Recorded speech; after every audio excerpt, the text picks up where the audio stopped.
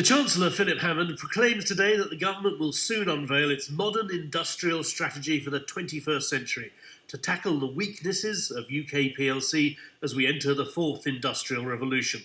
But it's not quite clear what this strategy is. It won't be about picking winners and losers, apparently. It will be about sharing the wealth of globalisation. It might be about a new technological revolution.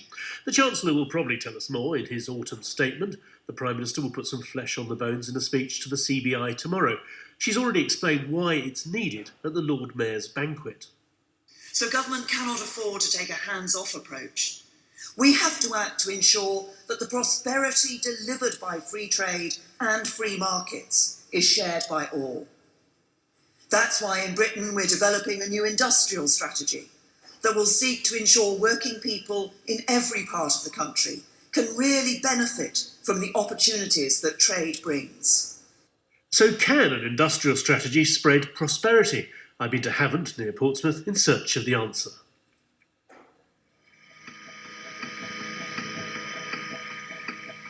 Gently humming and whirring, four machines, roughly the size and shape of a square microwave, stand on white pedestals in a smallish office. These are desktop 3D printers, something that you could foreseeably buy and have in your home if you wanted to, but mainly at the moment they're in businesses. These are extruding out plastic and laying down layer by layer, creating a prototype. James Preen is the director of Dream 3D. Inside each machine, a robotic arm moves in a hypnotic pattern, over and over, over and over again, the product slowly taking shape. This is what modern manufacturing can look like. We have one customer that produces some quite exciting product. He produces an underwater jetpack, and he's producing his actual parts that are then sold to consumers on his 3D printer. The Conservative MP for the area, Alan Mack, says this is part of a revolution, the fourth industrial revolution. The first industrial revolution was steam power, the second was electronics, the third was about internet, and the fourth is about the fusion of technologies, whether it's biological, physical or chemical. So the products of that are drones, 3D printers, driverless cars, artificial intelligence, lots of new products, but the defining feature is that they often use more than one technology. He's written a detailed paper on why the fourth industrial revolution should be at the heart of the new industrial strategy. We're talking in the Lee Park and District Trade Union and Working Men's Club, based in what I'm told used to be the biggest council estate in Europe. A couple of men having a drink tell me all the companies they've worked for, which have now closed down. Quite a list. Stu Barnes, the treasurer of the club, says the area has changed. IBM used to be the biggest employer in Hampshire, is now it's really gone down, this area, quite honestly. All the shipbuilding's gone. Do you think the jobs will come back? No, I don't think they'll come back. And do you think the government can do anything about it? They're talking about having an industrial strategy. I think they should be able to do something about it. It depends whether they talk well and do things, or whether they just talk well and do nothing.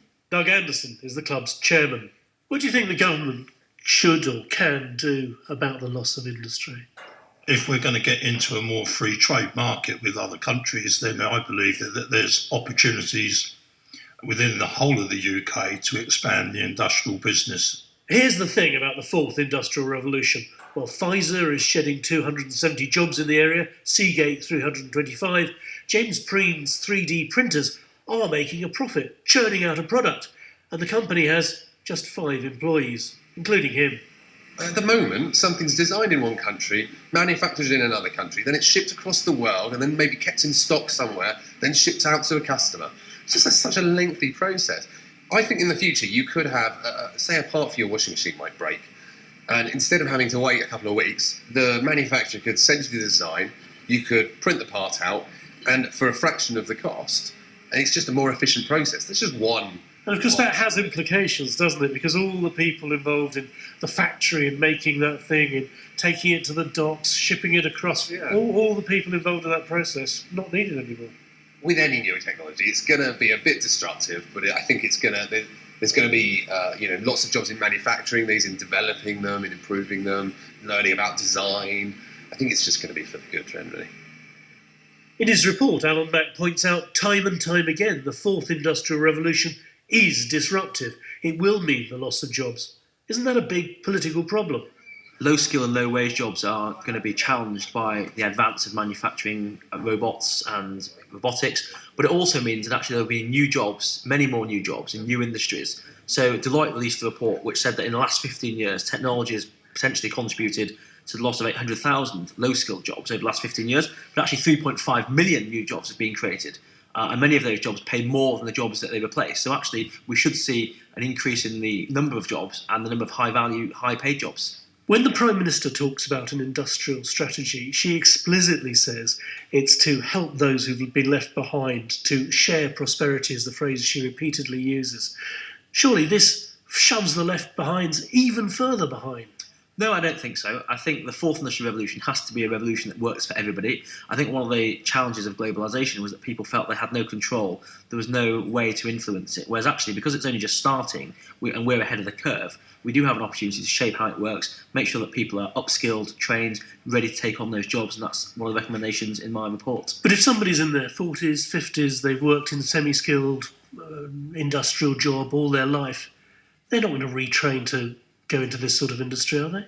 Yes, they are, because I think one of the things about the fourth industrial revolution is it actually makes retraining and upskilling much easier, because actually they're not having to learn a manual trade, spend years and years trying to operate a particular machine. They're going to spend time trying to refashion some of the skills they've got already, use machinery and advanced robotics to actually augment and complement some of their skills rather than see them replaced. You're saying it will help those who the Prime Minister has identified as being left behind?